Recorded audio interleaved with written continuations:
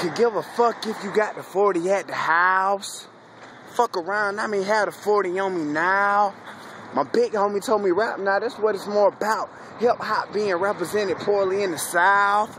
Then there's me. MOJ will get to know him. Kill your team with a rapper, just pull your bitch with a poem. I'm a genius.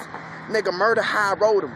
Murder how I'm rolling his murders just like I told him. See, some niggas can't keep it real and speak on how they feel and still appeal. Can't they? Well, either way, bitch, these my wheels of steel. I'm gonna ride. 2 words, don't collide. Skirt, it's a rap for these niggas. And soon I'ma drop more than raps for these niggas. I can rap about change, but if I rap about something that I bring about change. First, let me prep. Right now I'm in another session with another blessing. And she undressing. That was in a tight dress, but she's so sexy. Ah! That's all I'm gonna give her, man. Got Tony Mojo, man. Follow me on Twitter, like for real. Like when you hear me say that, like go to Twitter and type in Mojo Forever Dope and follow a nigga. Like for real. Fuck it.